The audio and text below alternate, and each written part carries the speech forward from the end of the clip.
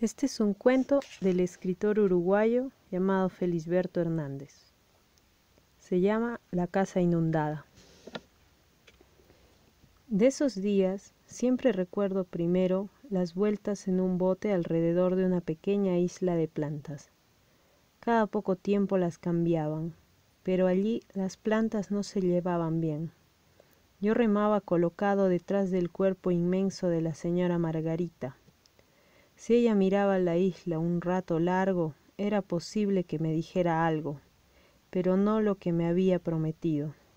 Solo hablaba de las plantas y parecía que quisiera esconder entre ellas otros pensamientos.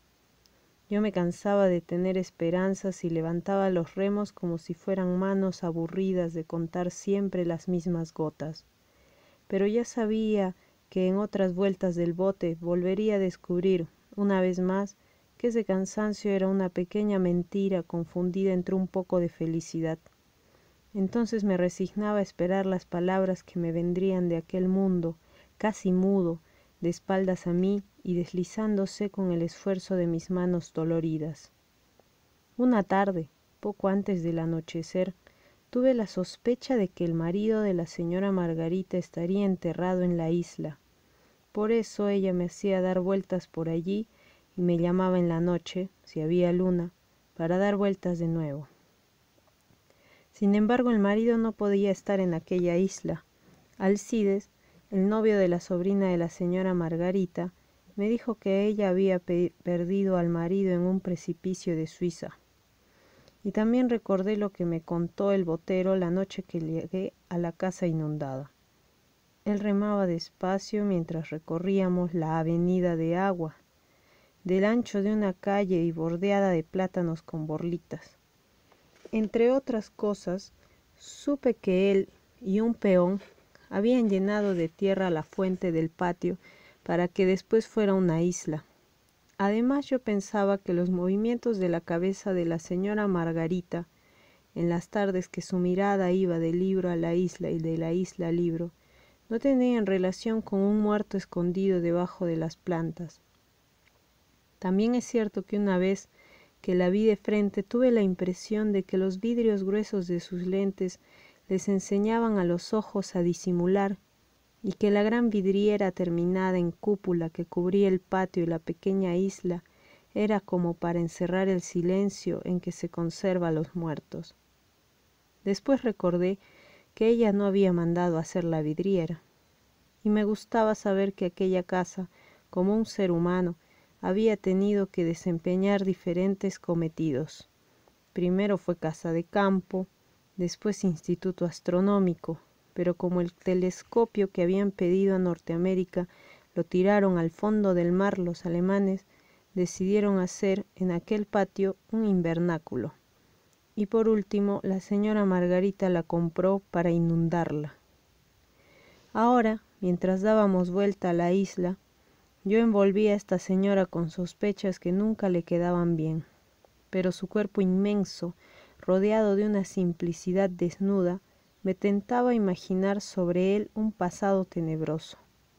Por la noche parecía más grande, el silencio lo cubría como un elefante dormido, y a veces ella hacía unas carrasperas raras, como un suspiro ronco.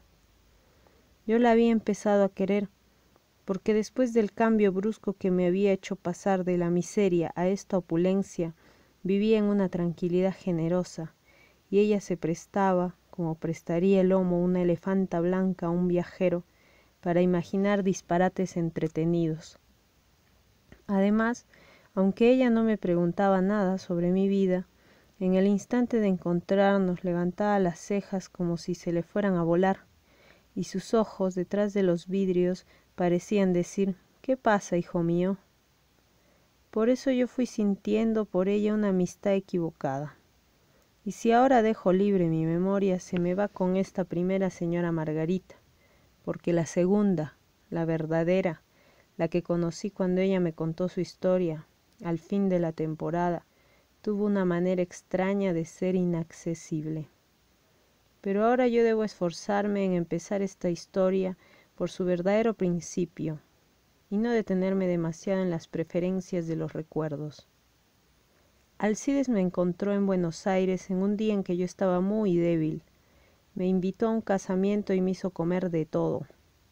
En el momento de la ceremonia pensó en conseguirme un empleo, y ahogado de risa, me habló de una atolondrada generosa que podía ayudarme.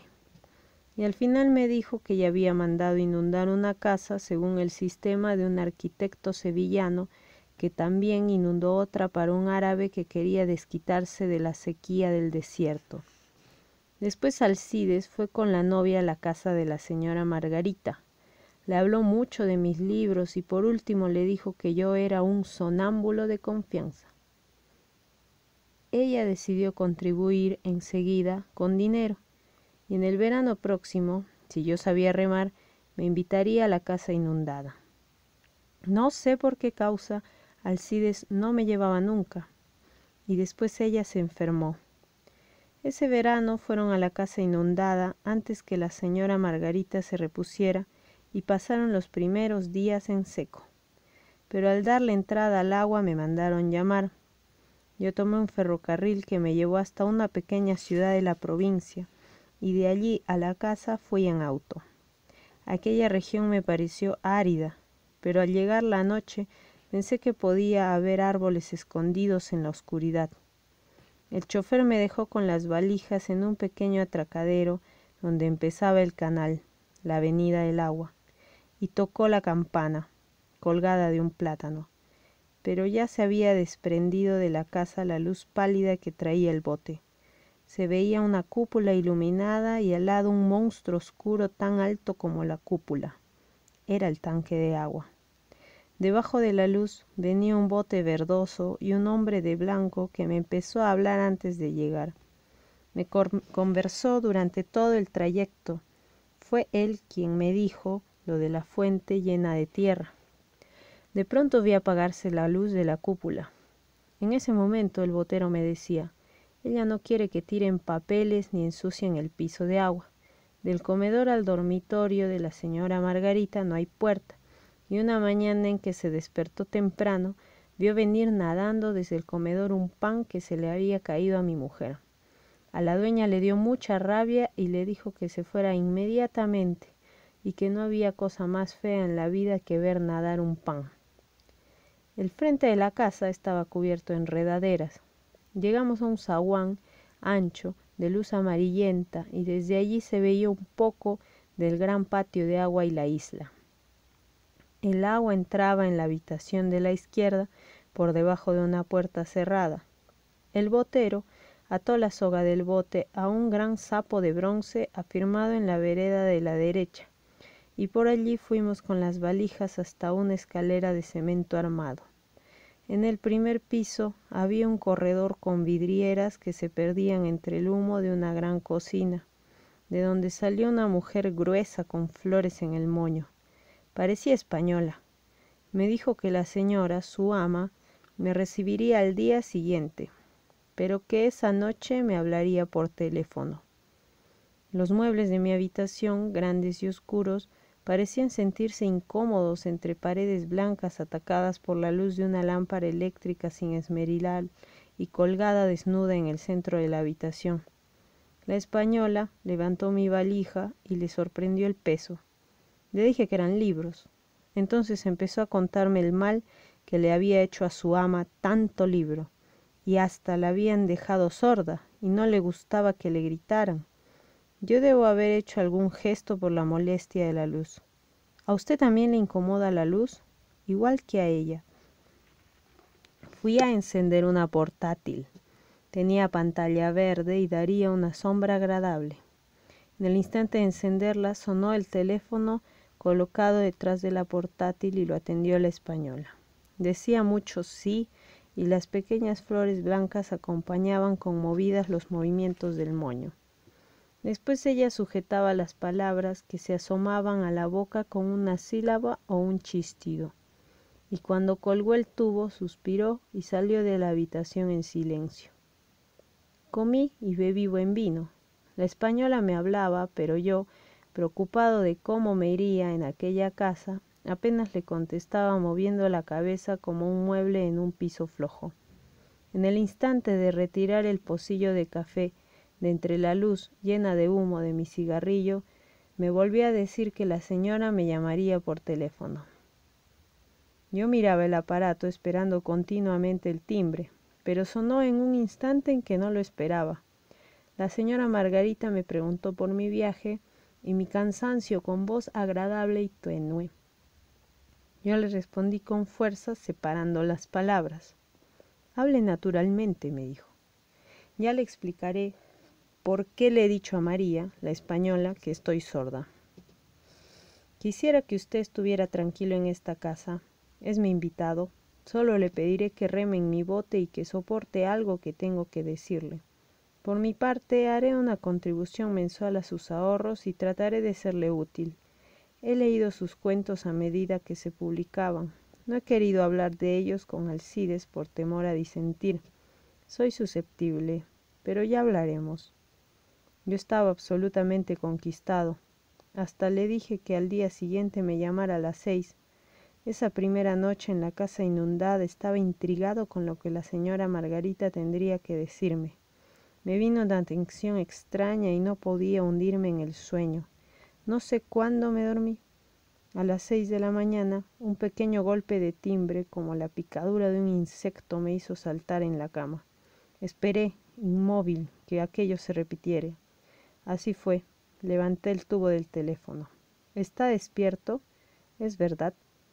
Después de combinar la hora de vernos, me dijo que podía bajar en pijama y que ella me esperaría al pie de la escalera. En aquel instante me sentí como el empleado al que le dieran un momento libre. En la noche anterior, la oscuridad me había parecido casi toda hecha de árboles, y ahora, al abrir la ventana, pensé que ellos se habrían ido al amanecer. Solo había una llanura inmensa con un aire claro, y los únicos árboles eran los plátanos del canal. Un poco de viento les hacía mover el brillo de las hojas. Al mismo tiempo se asomaban a la avenida de agua, tocándose disimuladamente las copas. Tal vez allí podría empezar a vivir de nuevo con una alegría perezosa. Cerré la ventana con cuidado, como si guardara el paisaje nuevo para mirarlo más tarde. Vi, al fondo del corredor, la puerta abierta de la cocina y fui a pedir agua caliente para afeitarme en el momento en que María le servía café a un hombre joven que dio los buenos días con humildad. Era el hombre del agua y hablaba de los motores. La española, con una sonrisa, me tomó de un brazo y me dijo que me llevaría todo a mi pieza. Al volver por el corredor, vi al pie de la escalera, alta y empinada, a la señora Margarita. Era muy gruesa y su cuerpo sobresalía de un pequeño bote como un pie gordo de un zapato escotado. Tenía la cabeza baja porque leía unos papeles y su trenza alrededor de la cabeza daba la idea de una corona dorada. Esto lo iba recordando después de una rápida mirada, pues temí que me descubriera observándola. Desde ese instante hasta el momento de encontrarla estuve nervioso. Apenas puse los pies en la escalera, empezó a mirar sin disimulo, y yo descendía con la dificultad de un líquido espeso por un embudo estrecho. Me alcanzó una mano mucho antes de que yo llegara abajo, y me dijo: «Usted no es como yo me lo imaginaba. Siempre me pasa eso. Me costará mucho acomodar sus cuentos a su cara».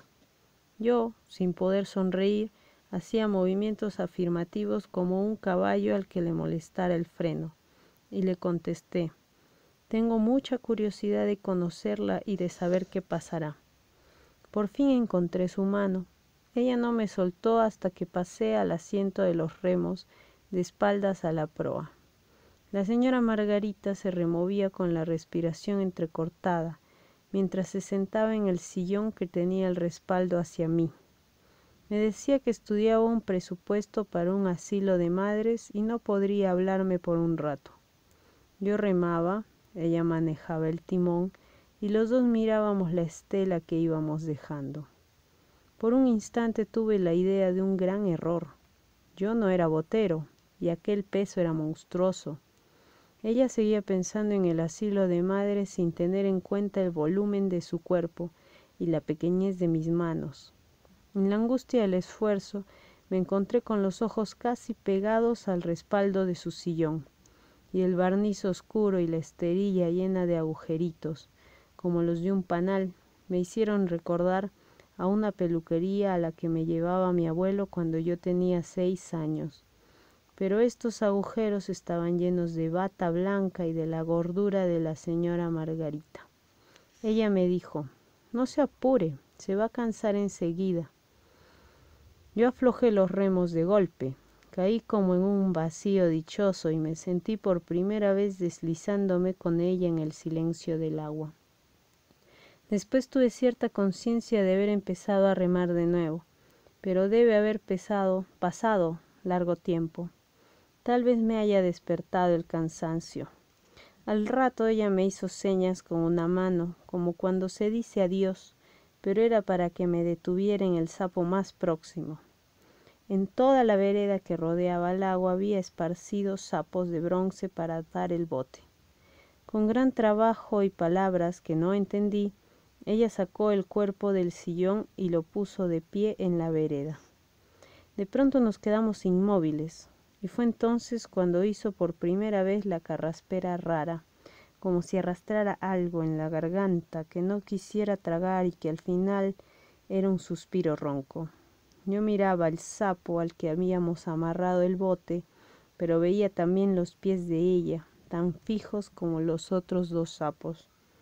Todo hacía pensar que la señora Margarita hablaría, pero también podía ocurrir que volviera a ser la carraspera rara. Si la hacía o empezaba a conversar, yo soltaría el aire que retenía en los pulmones para no perder las primeras palabras. Después la espera se fue haciendo larga y yo dejaba escapar la respiración como si fuera abriendo la puerta de un cuarto donde alguien duerme. No sabía si esa espera quería decir que yo debía mirarla, pero decidí quedarme inmóvil todo el tiempo que fuera necesario. Me encontré de nuevo con el sapo y los pies y puse mi atención en ellos sin mirar directamente. La parte aprisionada en los zapatos era pequeña, pero después se desbordaba la gran garganta blanca y la pierna rolliza y blanda, con ternura de bebé que ignora sus formas, y la idea de inmensidad que había encima de aquellos pies era como el sueño fantástico de un niño. Pasé demasiado tiempo esperando a la carraspera, y no sé en qué pensamientos andaría cuando oí sus primeras palabras. Entonces tuve la idea de que un inmenso jarrón se había ido llenando silenciosamente y ahora dejaba caer el agua con pequeños ruidos intermitentes. Yo le prometí hablar, pero hoy no puedo. Tengo un mundo de cosas en que pensar. Cuando dijo mundo, yo, sin mirarla, me imaginé las curvas de su cuerpo. Ella siguió: «Además usted no tiene la culpa, pero me molesta que sea tan diferente». Sus ojos se achicaron y en su cara se abrió una sonrisa inesperada. El labio superior se recogió hacia los lados como algunas cortinas de los teatros y se adelantaron bien alineados grandes dientes brillantes. Yo, sin embargo, me alegro de que usted sea como es. Esto lo debo haber dicho con una sonrisa provocativa, porque pensé en mí mismo como en un sinvergüenza de otra época con una pluma en el gorro.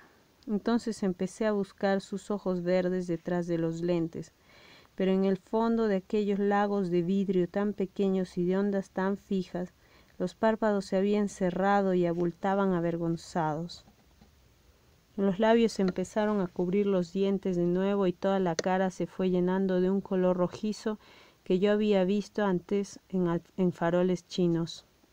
Hubo un silencio como de malentendido y uno de sus pies tropezó con un sapo al tratar de subir al bote.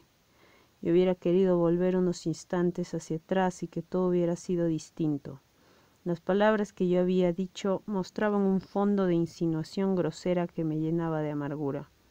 La distancia que había de la isla a las vidrieras se volvía un espacio ofendido y las cosas se miraban entre ellas como para rechazarme.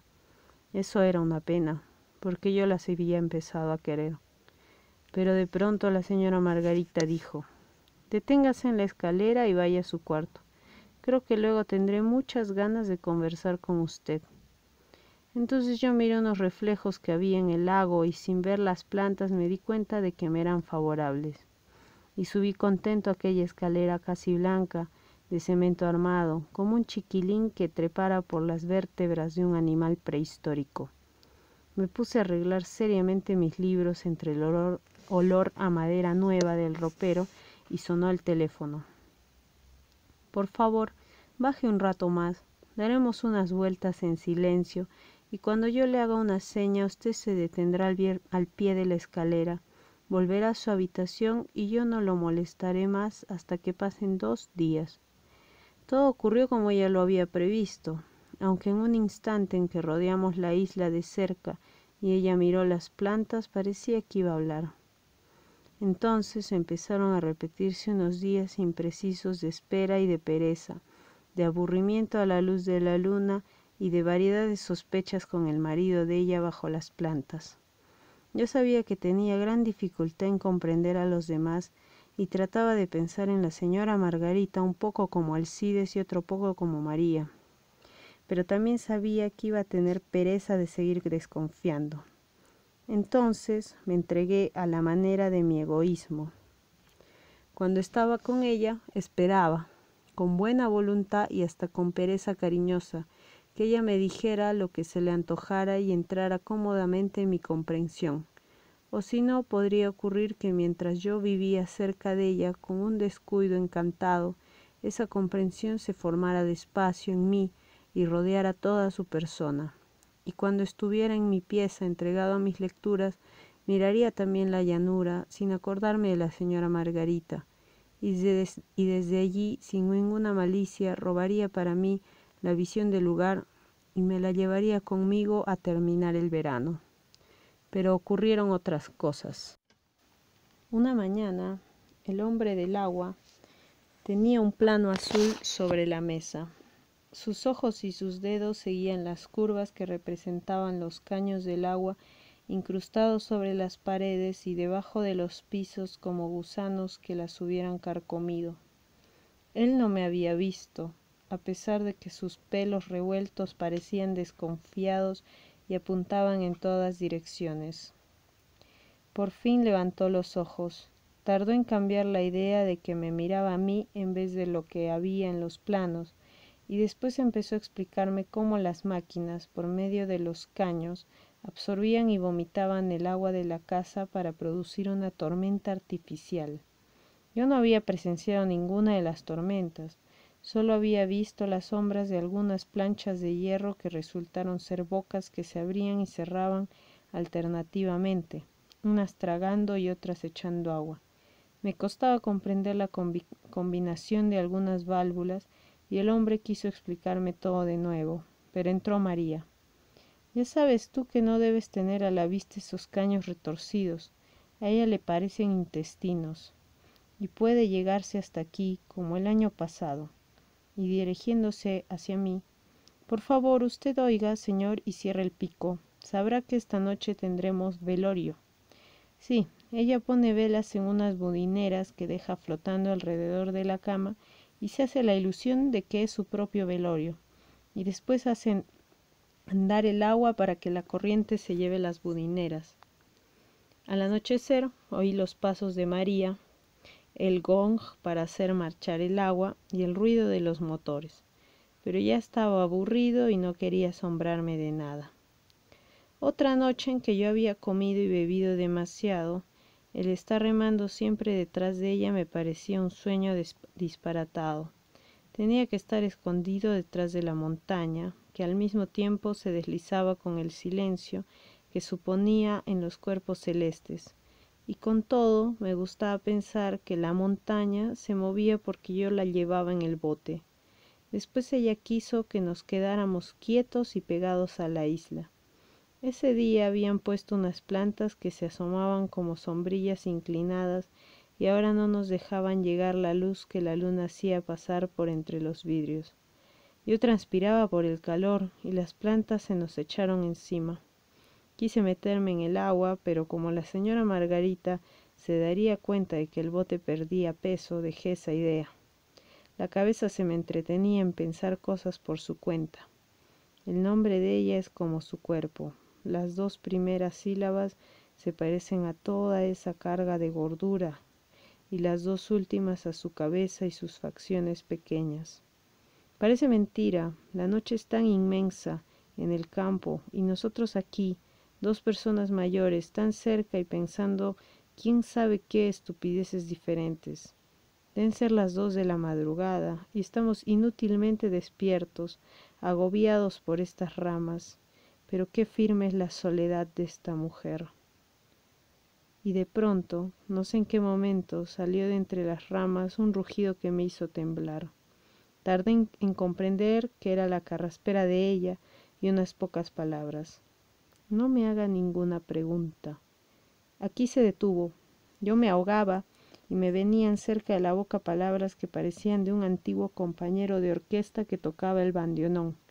¿Quién te hace ninguna pregunta? Mejor me dejaras ir a dormir. Y ella terminó de decir, hasta que yo le haya contado todo.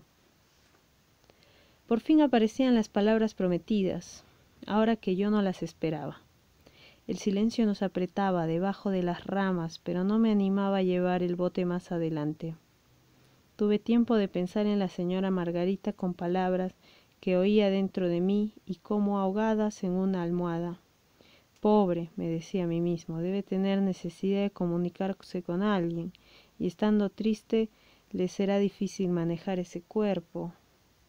Después que ella empezó a hablar, me pareció que su voz también sonaba dentro de mí como si yo pronunciara sus palabras. Tal vez por eso ahora confundo lo que ella me dijo con lo que yo pensaba.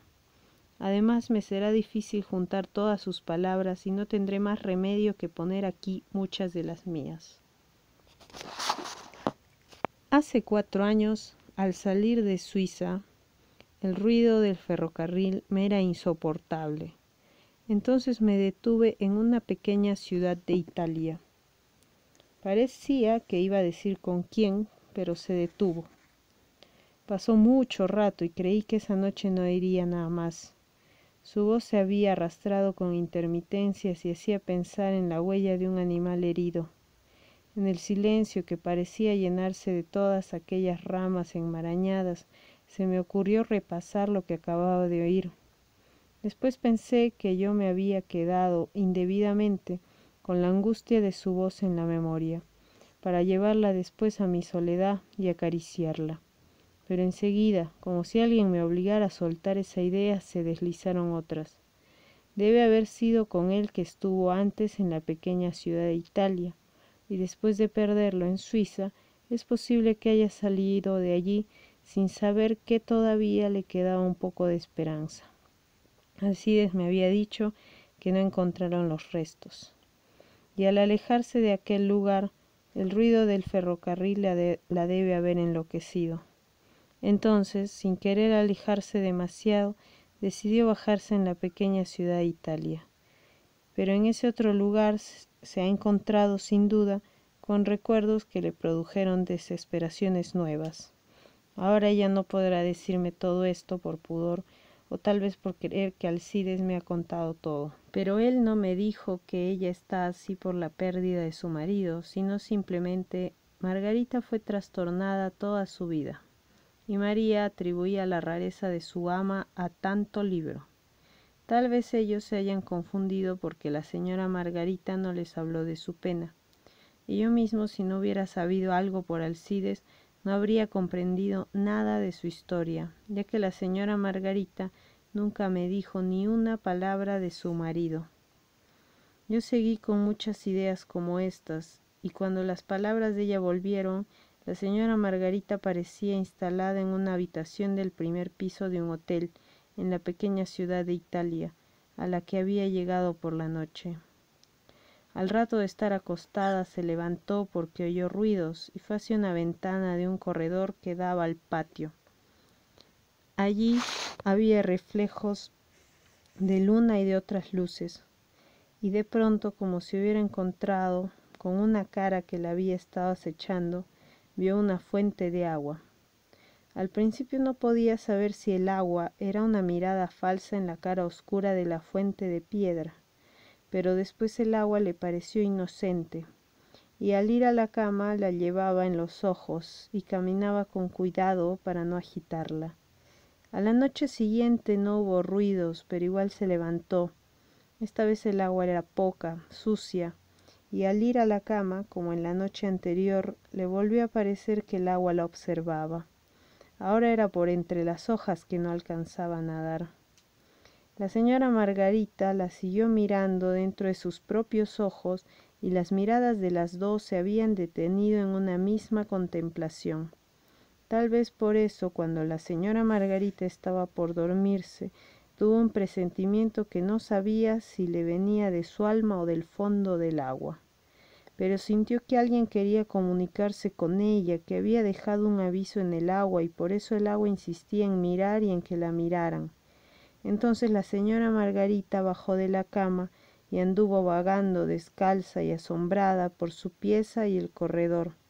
Pero ahora la luz y todo era distinto, como si alguien hubiera mandado cubrir el espacio donde ella caminaba con otro aire y otro sentido de las cosas. Esta vez ella no se animó a mirar el agua, y al volver a su cama sintió caer en su camisón lágrimas verdaderas y esperadas desde hacía mucho tiempo. A la mañana siguiente, al ver el agua distraída entre mujeres que hablaban en voz alta, tuvo miedo de haber sido engañada por el silencio de la noche, y pensó que el agua no le daría ningún aviso ni le comunicaría con nadie. Pero escuchó con atención lo que decían las mujeres y se dio cuenta de que ellas empleaban sus voces en palabras tontas, que el agua no tenía culpa de que se las echaran encima como si fueran papeles sucios y que no se dejarían engañar por la luz del día. Sin embargo, salió a caminar, vio a un pobre viejo con una regadera en la mano y cuando él la inclinó apareció una vaporosa pollera de agua, haciendo murmullos como si fuera movida por pasos. Entonces, conmovida, pensó, no debo abandonar el agua. Por algo ella insiste como una niña que no puede explicarse. Esa noche no fue a la fuente porque tenía un gran dolor de cabeza y decidió tomar una pastilla para aliviarse. Y en el momento de ver el agua entre el vidrio del vaso y la poca luz de la penumbra, se imaginó que la misma agua se había ingeniado para acercarse y poner un secreto en los labios que iban a beber. Entonces la señora Margarita se dijo, no, esto es muy serio. Alguien prefiere la noche para traer el agua a mi alma.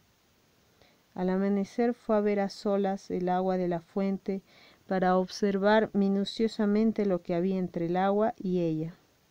Apenas puso sus ojos sobre el agua se dio cuenta de que por su mirada descendía un pensamiento. Aquí la señora Margarita dijo estas mismas palabras, un pensamiento que ahora no importa nombrar, y después de una larga carraspera, un pensamiento confuso y como deshecho de tanto estrujarlo, se empezó a hundir lentamente y lo dejé reposar. De él nacieron reflexiones que mis miradas extrajeron del agua y me llenaron los ojos y el alma. Entonces supe por primera vez que hay que cultivar los recuerdos en el agua, que el agua elabora lo que en ella se refleja y que recibe el pensamiento. En caso de desesperación, no hay que entregar el cuerpo al agua, hay que entregar a ella el pensamiento. Ella lo penetra y él nos cambia el sentido de la vida. Fueron estas aproximadamente sus palabras. Después se vistió, salió a caminar, vio de lejos un arroyo, y en el primer momento no se acordó de que por los arroyos corría agua, algo del mundo con el que solo ella podía comunicarse. Al llegar a la orilla, dejó su mirada en la corriente y enseguida tuvo la idea, sin embargo, de que esta agua no se dirigía a ella y que además ésta podía llevarle los recuerdos para un lugar lejano o gastárselos. Sus ojos la obligaron a atender a una hoja recién caída de un árbol. Anduvo un instante en la superficie y en el momento de hundirse, la señora Margarita oyó pasos sordos como palpitaciones. Tuvo una angustia de presentimientos imprecisos y la cabeza se le oscureció. Los pasos eran de un caballo que se acercó con una confianza un poco aburrida y hundió los belfos en la corriente. Sus dientes parecían agrandados a través de un vidrio que se moviera, y cuando levantó la cabeza del agua chorreaba por los pelos de sus belfos sin perder ninguna dignidad. Entonces pensó en los caballos que bebían el agua del país de ella y en lo distinta que sería el agua allá. Esa noche, en el comedor del hotel, la señora Margarita se fijaba cada momento en una de las mujeres que había hablado a gritos cerca de la fuente. Mientras el marido la miraba embobado, la mujer tenía una sonrisa irónica, y cuando se fue a llevar una copa a los labios, la señora pensó: ¿en qué bocas anda el agua? Enseguida se sintió mal, fue a su pieza y tuvo una crisis de lágrimas. Después se durmió pesadamente y a las 2 de la madrugada se despertó agitada y con el recuerdo del arroyo llenándole el alma. Entonces tuvo ideas en favor del arroyo. Esa agua corre como una esperanza desinteresada y nadie puede con ella. Si el agua que corre es poca, cualquier pozo puede prepararle una trampa y encerrarla. Entonces ella se entristece, se llena de un silencio sucio y ese pozo es como la cabeza de un loco. Yo debo tener esperanzas como de paso, vertiginosas, si es posible, y no pensar demasiado en que se cumplan. Ese debe ser también el sentido del agua, su inclinación instintiva. Yo debo estar con mis pensamientos y mis recuerdos como en un agua que corre con gran caudal. Esta marea de pensamientos creció rápidamente y la señora Margarita se levantó de la cama, preparó las valijas y empezó a pasearse por su cuarto y el corredor sin querer mirar el agua de la fuente. Entonces pensaba: el agua es igual en todas partes y yo debo cultivar mis recuerdos en cualquier agua del mundo. Pasó un tiempo angustioso antes de estar instalada en el ferrocarril, pero después el ruido de las ruedas la deprimió y sintió pena por el agua que había dejado en la fuente del hotel. Recordó la noche en que estaba sucia y llena de hojas, como una niña pobre, pidiéndole una limosna y ofreciéndole algo. Pero si no había cumplido la promesa de una esperanza o un aviso, era por alguna picardía natural de la inocencia. Después la señora Margarita se puso una toalla en la cara, lloró, y eso le hizo bien. Pero no podía abandonar sus pensamientos del agua quieta. Yo debo preferir, seguía pensando, el agua que esté detenida en la noche para que el silencio se eche lentamente sobre ella y todo se llene de sueño y de plantas enmarañadas. Eso es más parecido al agua que llevo en mí. Si cierro los ojos siento como si las manos de una ciega tantearan la superficie de su propia agua y recordara borrosamente un agua entre plantas que vio en la niñez, cuando aún le quedaba un poco de vista. Aquí se detuvo un rato, hasta que yo tuve conciencia de haber vuelto a la noche en que estábamos bajo las ramas, pero no sabía bien si estos últimos pensamientos la señora Margarita los había tenido en el ferrocarril o se le habían ocurrido ahora bajo estas ramas. Después me hizo señas para que fuera al pie de la escalera. Esa noche no encendí la luz de mi cuarto, y al tantear los muebles tuve el recuerdo de otra noche en que me había emborrachado ligeramente con una bebida que tomaba por primera vez. Ahora tardé en desvestirme. Después me encontré con los ojos fijos en el tul del mosquitero y me vinieron de nuevo las palabras que se habían desprendido del cuerpo de la señora Margarita. En el mismo instante del relato no solo me di cuenta de que ella pertenecía al marido, sino que yo había pensado demasiado en ella, y a veces de una manera culpable. Entonces parecía que fuera yo el que escondía los pensamientos entre las plantas. Pero desde el momento en que la señora Margarita empezó a hablar, sentí una angustia como si su cuerpo se hundiera en un agua que me arrastraba a mí también. Mis pensamientos culpables aparecieron de una manera fugaz y con la idea de que no había tiempo ni valía la pena pensar en ellos. Y a medida que el relato avanzaba, el agua se iba presentando como el espíritu de una religión que nos sorprendiera en formas diferentes, y los pecados en esa agua tenían otro sentido y no importaba tanto su significado. El sentimiento de una religión del agua era cada vez más fuerte. Aunque la señora Margarita y yo éramos los únicos fieles de carne y hueso, los recuerdos de agua que yo recibía en mi propia vida En las intermitencias del relato también me parecían fieles de esa religión. Llegaban con lentitud, como si hubieran emprendido el viaje desde hacía mucho tiempo y apenas cometido un gran pecado. De pronto me di cuenta de que mi propia alma me nacía otra nueva, y que yo seguiría a la señora Margarita no solo en el agua, sino también en la idea de su marido. Y cuando ella terminó de hablar y yo subía las escaleras de cemento armado, pensé que en los días en que caía agua del cielo había reuniones de fieles.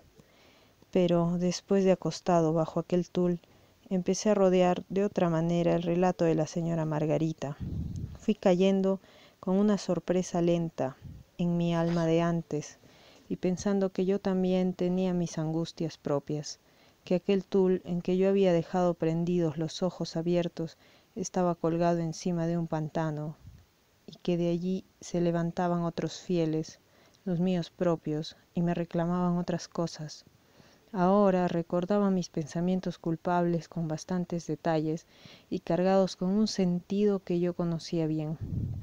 Habían empezado en una de las primeras tardes, cuando sospechaba que la señora Margarita me atraería como una gran ola, no me dejaría hacer pie y mi pereza me quitaría fuerzas para defenderme. Entonces tuve una reacción y quise irme de aquella casa, pero eso fue como si al despertar hiciera un movimiento con la intención de levantarme y sin darme cuenta me acomodara para seguir durmiendo. Otra tarde quise imaginarme, ya lo había hecho con otras mujeres, cómo sería yo casado con esta. Y por fin había decidido cobardemente que si Soledad me inspirara lástima y yo me casara con ella, mis amigos dirían que lo había hecho por dinero, y mis antiguas novias se reirían de mí al descubrirme caminando por veredas estrechas detrás de una mujer gruesísima que resultaba ser mi mujer. Ya había tenido que andar detrás de ella, por la vereda angosta que rodeaba el lago, en las noches en que ella quería caminar. Ahora, a mí no me importaba lo que dijeran los amigos ni las burlas de las novias de antes.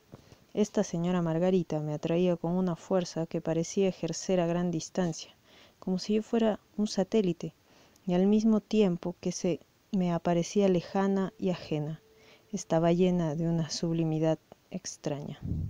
Pero mis fieles me reclamaban a la primera señora Margarita, aquella desconocida más sencilla, sin marido, y en la que mi imaginación podía intervenir más libremente.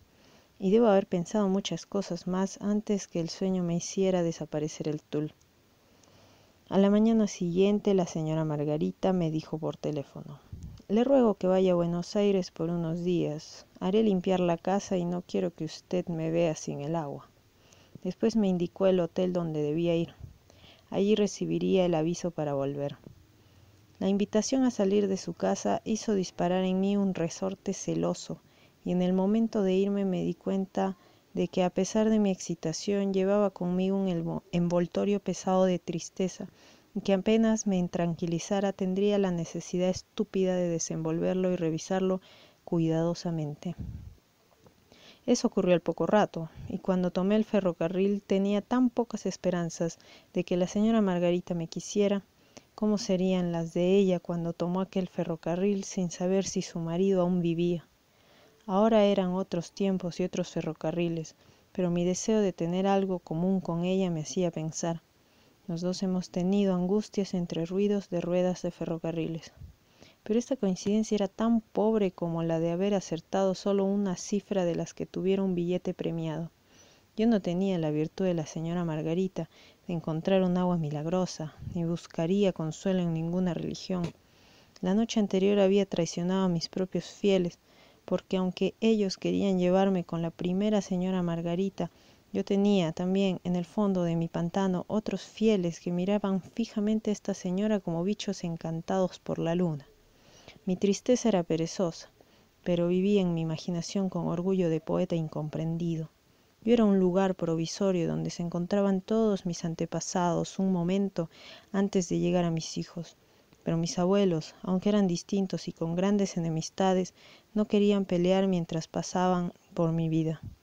Preferían el descanso, entregarse a la pereza y desencontrarse como sonámbulos caminando por sueños diferentes. Yo trataba de no provocarlos. pero si eso llegaba a ocurrir, preferiría que la lucha fuera corta y se exterminara de un golpe. En Buenos Aires me costaba hallar rincones tranquilos donde Alcides no me encontrara. A él le gustaría que le contara cosas de la señora Margarita para ampliar su mala manera de pensar en ella.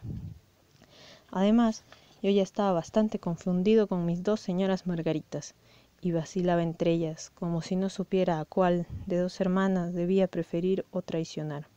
Ni tampoco las podía fundir para amarlas al mismo tiempo.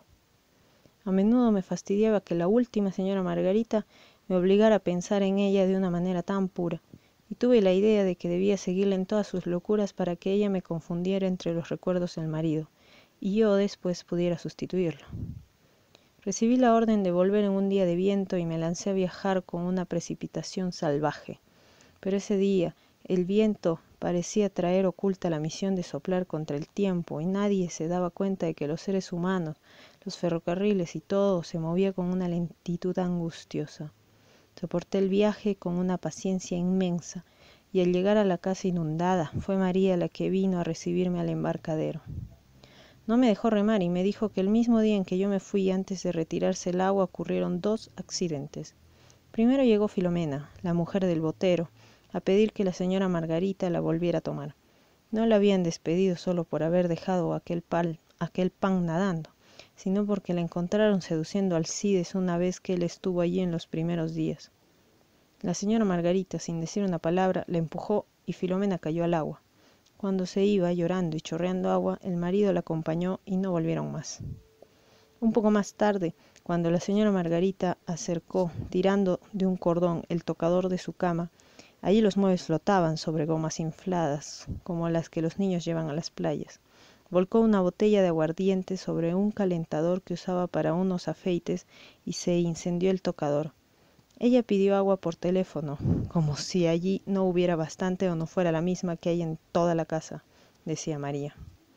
La mañana que siguió a mi vuelta era radiante y habían puesto plantas nuevas, pero sentí celos de pensar que allí había algo diferente de lo de antes.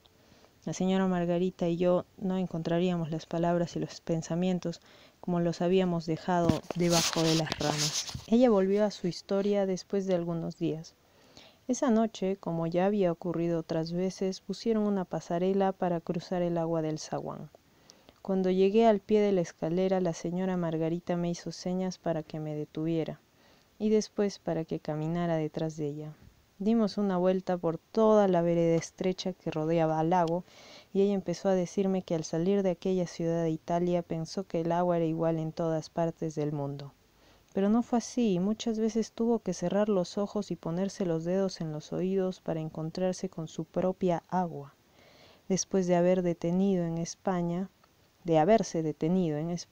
donde un arquitecto le vendió los planos para una casa inundada, ella no me dio detalles. Tomó un barco demasiado lleno de gente y al dejar de ver tierra se dio cuenta de que el agua del océano no le pertenecía, que en ese abismo se ocultaban demasiados seres desconocidos. Después me dijo que algunas personas en el barco hablaban de naufragios y cuando miraban la inmensidad del agua parecía que escondían miedo, pero no tenían escrúpulo en sacar un poquito de aquella agua inmensa, de echarla en una bañera y de entregarse a ella con el cuerpo desnudo. También les gustaba ir al fondo del barco y ver las calderas, con el agua encerrada y enfurecida por la tortura del fuego.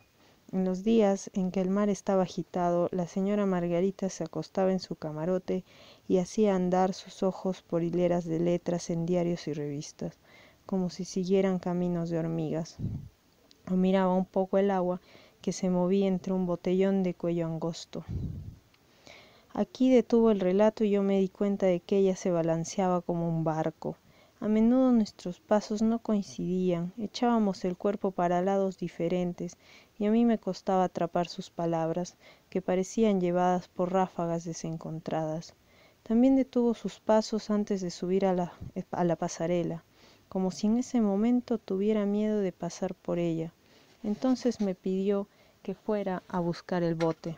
Anduvimos mucho rato antes que apareciera el suspiro ronco y nuevas palabras. Por fin me dijo que en el barco había tenido un instante para su alma. Fue cuando estaba apoyada en una baranda, mirando la calma del mar, como a una inmensa piel que apenas dejara entrever movimientos de músculos. La señora Margarita imaginaba locuras como las que vienen en los sueños. Suponía que ella podía caminar por la superficie del agua, pero tenía miedo que surgiera una marsopa que la hiciera tropezar, y entonces esta vez se hundiría realmente. De pronto tuvo conciencia que desde hacía algunos instantes caía sobre el agua del mar, agua dulce del cielo. Muchas gotas llegaban hasta la madera de cubierta y se precipitaban tan seguidas y amontonadas como si asaltaran el barco. Enseguida toda la cubierta era sencillamente un piso mojado.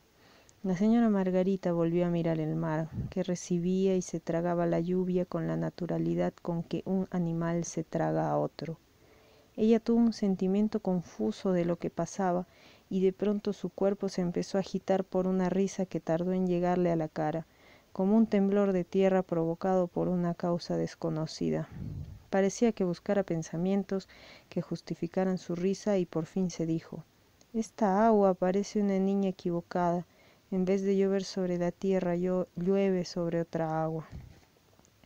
Después sintió ternura en lo dulce que sería para el mar recibir la lluvia, pero al irse para su camarote, moviendo su cuerpo inmenso, recordó la visión del agua tragándose la otra y tuvo la idea de que la niña iba hacia su muerte. Entonces la ternura se le llenó de una tristeza pesada. Se acostó enseguida y cayó en el sueño de la siesta.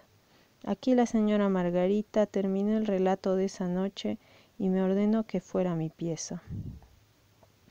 Al día siguiente recibí su voz por teléfono y tuve la impresión de que me comunicaba con una conciencia de otro mundo. Me dijo que me invitaba para el atardecer a una sesión de homenaje al agua. Al atardecer yo oí el ruido de las budineras con las corridas de María y confirmé mis temores. Tendría que acompañarla en su velorio. Ella me esperó al pie de la escalera cuando ya era casi de noche. Al entrar de espaldas a la primera habitación me di cuenta que había estado oyendo un ruido de agua y ahora era más intenso. En esa habitación vi un trinchante. Las ondas del bote lo hicieron mover sobre sus gomas infladas y sonaron un poco las copas y las cadenas con que estaba sujeto a la pared. Al otro lado de la habitación había una especie de balsa redonda con una mesa en el centro y sillas recostadas en una baranda. Parecían un conciliábulo de mudos, moviéndose apenas por el paso del bote. Sin querer, mis remos tropezaron con los marcos de las puertas que daban entrada al dormitorio. En ese instante comprendí que allí caía agua sobre agua. Alrededor de toda la pared, menos en el lugar en que estaban los muebles, el gran ropero, la cama y el tocador, había colgadas innumerables regaderas de todas formas y colores. Recibían el agua de un gran recipiente de vidrio parecido a una pipa turca, suspendido del techo como una lámpara, y de él salían, curvados como guirnaldas, los delgados tubos de goma que alimentaban las regaderas. Entre aquel ruido de gruta, atracamos junto a la cama. Sus largas patas de vidrio la hacían sobresalir bastante del agua. La señora Margarita se quitó los zapatos y me dijo que yo hiciera lo mismo. Subí a la cama, que era muy grande, y se dirigió a la pared de la cabecera, donde había un cuadro enorme como un chivo blanco de barba parado sobre sus patas traseras. Tomó el marco, abrió el cuadro como si fuera una puerta y apareció en un cuarto de baño. Para entrar dio un paso sobre la almohada que le servía de escalón y a los pocos instantes volvió trayendo 2 budineras redondas con velas pegadas en el fondo. Me dijo que las fuera poniendo en el agua. Al subir yo me caí en la cama.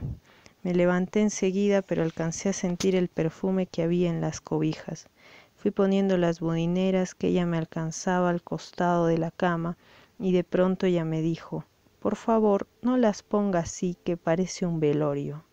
Entonces me di cuenta del error de María. Eran 28. La señora se hincó en la cama y tomando el tubo del teléfono que estaba en una de las mesas de luz, dio orden de que cortaran el agua de las regaderas.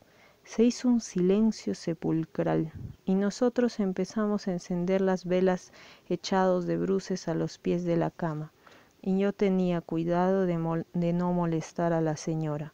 Cuando estábamos por terminar, a ella se le cayó la caja de los fósforos en una bodinera. Entonces me dejó a mí solo y se levantó para ir a tocar el gong que estaba en la otra mesa de luz. Allí había también una portátil y era lo único que alumbraba la habitación. Antes de tocar el gong se detuvo. Dejó el palillo al lado de la portátil y fue a cerrar la puerta, que era el cuadro del chivo. Después se sentó en la cabecera de la cama, empezó a arreglar las almohadas y me hizo señas para que yo tocara el gong. A mí me costó hacerlo, tuve que andar en 4 pies por las orillas de la cama para no rozar sus piernas que ocupaban tanto espacio. No sé por qué tenía miedo de caerme al agua, la profundidad era solo de 40 centímetros. Después de hacer sonar el gong una vez, ella me indicó que bastaba. Al retirarme, andando hacia atrás porque no había espacio para dar vuelta, vi la cabeza de la señora recostada a los pies del chivo y la mirada fija, esperando.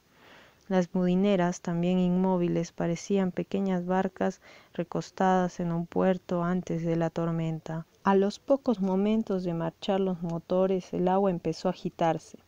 Entonces la señora Margarita, con gran esfuerzo, salió de la posición en que estaba y vino de nuevo a arrojarse de bruces a los pies de la cama. La corriente llegó hasta nosotros, hizo chocar las budineras unas contra otras, y después de llegar a la pared del fondo, volvió con violencia a llevarse las budineras, a toda velocidad. Se volcó una y enseguida otras. Las velas, al apagarse, echaban un poco de humo. Yo miré a la señora Margarita, pero ella, previendo mi curiosidad, se había puesto una mano al costado de los ojos.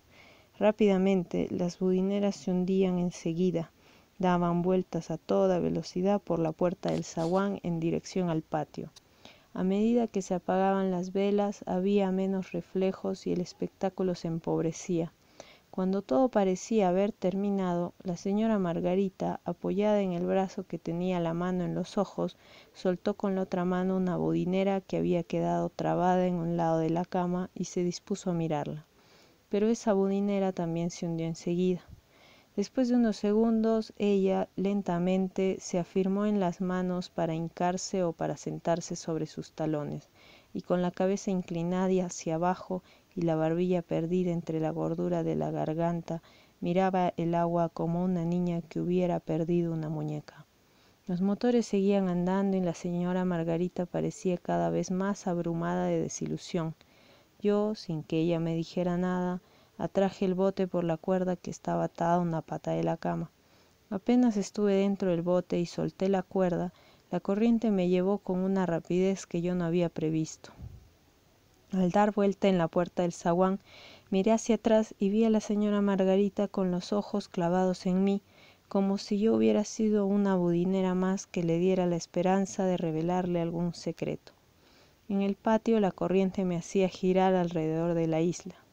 Yo me senté en el sillón del bote y no me importaba dónde me llevara el agua.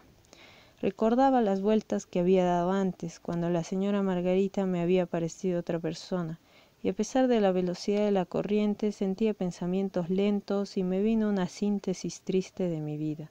Yo estaba destinado a encontrarme solo con una parte de las personas, y además por poco tiempo, y como si yo fuera un viajero distraído que tampoco supiera dónde iba. Esta vez ni siquiera comprendía por qué la señora Margarita me había llamado y contaba su historia sin dejarme hablar ni una palabra. Por ahora yo estaba seguro de que nunca me encontraría plenamente con esta señora, y seguí en aquellas vueltas y en aquellos pensamientos hasta que apagaron los motores y vino María a pedirme el bote para pescar las budineras, que también daban vuelta alrededor de la isla. Yo le expliqué que la señora Margarita no hacía ningún velorio y que únicamente le gustaba ver naufragar las budineras con la llama, y no sabía qué más decirle. Esa misma noche, un poco tarde, la señora Margarita me volvió a llamar. Al principio estaba nerviosa y sin hacer la carraspera tomó la historia en el momento en que había comprado la casa y la había preparado para inundarla. Tal vez había sido cruel con la fuente, desbordándole el agua y llenándola con esa tierra oscura. Al principio, cuando pusieron las primeras plantas, la fuente parecía soñar con el agua que había tenido antes, pero de pronto las plantas aparecían demasiado amontonadas, como presagios confusos. Entonces la señora Margarita las mandaba cambiar. Ella quería que el agua se confundiera con el silencio de sueños tranquilos o de conversaciones bajas de familias felices. Por eso le había dicho a María que estaba sorda y que solo debía hablarle por teléfono. También quería andar sobre el agua con la lentitud de una nube y llevar en las manos libros como aves inofensivas. Pero lo que más quería era comprender el agua. Es posible, me decía, que ella no quiera otra cosa que correr y dejar sugerencias a su paso, pero yo me moriré con la idea de que el agua lleva dentro de sí algo que ha recogido en otro lado y no sé de qué manera me entregará pensamientos que no son los míos y que son para mí.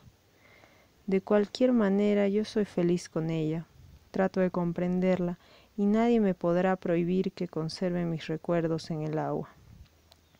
Esa noche, contra su costumbre, me dio la mano al despedirse. Al día siguiente, cuando fui a la cocina, el hombre del agua me dio una carta. Por decirle algo, le pregunté por sus máquinas. Entonces me dijo, ¿vio que pronto instalamos las regaderas? Sí, y andan bien. Yo disimulaba el deseo de ir a leer la carta. ¿Cómo no? Estando bien las máquinas, no hay ningún inconveniente. A la noche muevo una palanca, empieza el agua de las regaderas y la señora se duerme con el murmullo. Al otro día, a las 5, muevo otra vez la misma palanca. Las regaderas se detienen y el silencio despierta a la señora. A los pocos minutos corro la palanca que agita el agua y la señora se levanta. Aquí lo saludé y me fui. La carta decía: Querido amigo, el día que lo vi por primera vez en la escalera, usted traía los párpados bajos y aparentemente estaba muy preocupado con los escalones. Todo eso parecía timidez, pero era atrevido en sus pasos, en la manera de mostrar la suela de sus zapatos. Le tomé simpatía y por eso quise que me acompañara todo este tiempo. De lo contrario, le hubiera contado mi historia enseguida y usted tendría que haberse ido a Buenos Aires al día siguiente. Eso es lo que hará mañana. Gracias por su compañía y con respecto a sus economías nos entenderemos por medio de Alcides. Adiós y que sea feliz. Creo que buena falta le hace. Margarita. Postdata. Si por casualidad a usted se le ocurriera escribir todo lo que le he contado, cuente con mi permiso. Solo le pido que al final ponga estas palabras. Esta es la historia que Margarita le dedica a José, esté vivo o esté muerto.